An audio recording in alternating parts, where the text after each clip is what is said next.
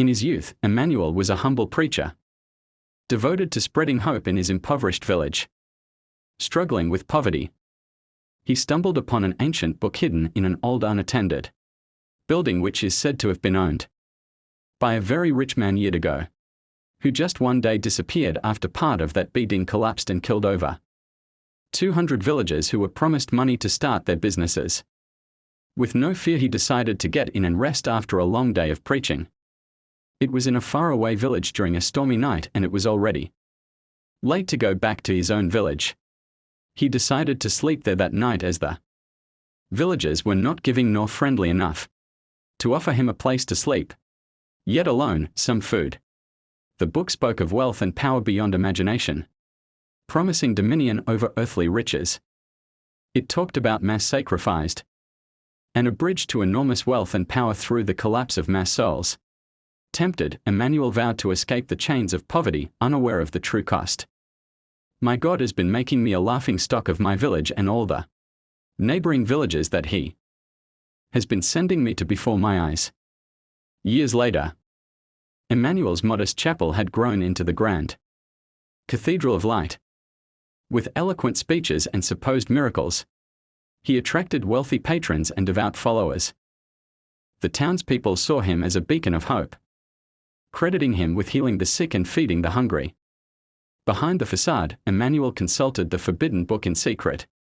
It revealed the ritual the lives of the devoted shall build a bridge to endless wealth. He began shaping his church for this purpose, drawing in the desperate and faithful with promises of salvation and a bridge to escape poverty, setbacks, failure and sufferings. Samuel, a kind-hearted and idealistic young deacon, admired Emmanuel but felt uneasy about the church's growing opulence. He noticed the pastor's sermons were increasingly focused on donations and material blessings, robbing people of their last money that they worked hard for. The rich and wealthy were manipulated to even offer half of their wealth as a seed, and the working-class people sold their house and cars to offer a big seed donation to the church. At some point he was even selling pure water to the congregants for a lot of money, telling them it opens doors to enormous wealth. When Samuel overheard Emmanuel whispering cryptic prayers in an unknown language, his doubts grew. One night, while organizing records, Samuel found a ledger detailing massive payments for weak construction materials. He also stumbled upon the ancient book hidden in Emmanuel's office. The text chilled him to the bone. It spoke of sacrifices and an apocalyptic ritual disguised as renewal. Though skeptical, Samuel confided in Esther, a devout widow and elder of the congregation. Though skeptical, Esther began noticing cracks in the church's foundation and Emmanuel's demeanor growing erratic. Together, they tried to warn others, but Emmanuel was a master manipulator. He staged a dramatic exorcism during a service, accusing Samuel of being possessed by demonic forces sent to destroy their faith. The congregation turned against Samuel, labeling him a heretic. Esther, fearing for her safety, retreated into silence. Samuel, however, resolved to expose the truth, even if it cost him everything. Emmanuel announced the day of renewal, which was on New Year's Eve, claiming he had received a divine vision of angels descending upon the church to bless its people.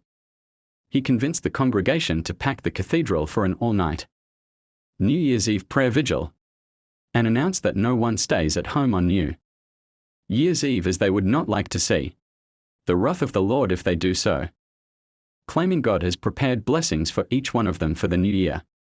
Town people came in droves, wearing their finest clothes, singing hymns favored by the pastor, as house of the Lord begins to tremble with blessings of the Lord, and lighting candles as they prepare to enter the new year with blessings and cleansing from pastor Emmanuel.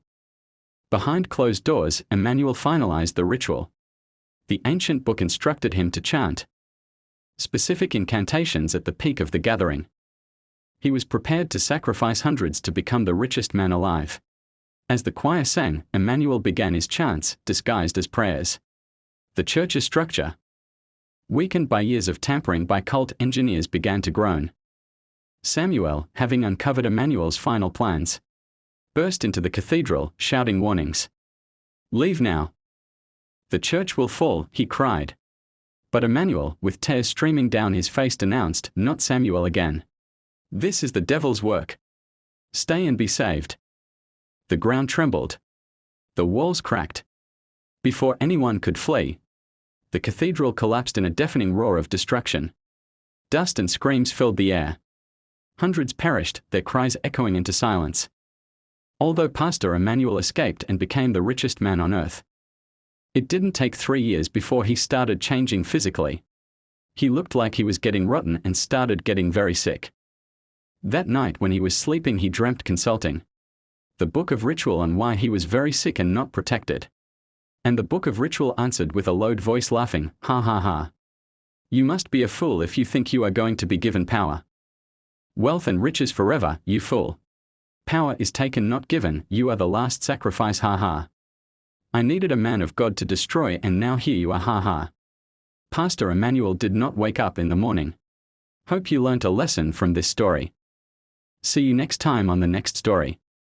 Happy New Year to you all.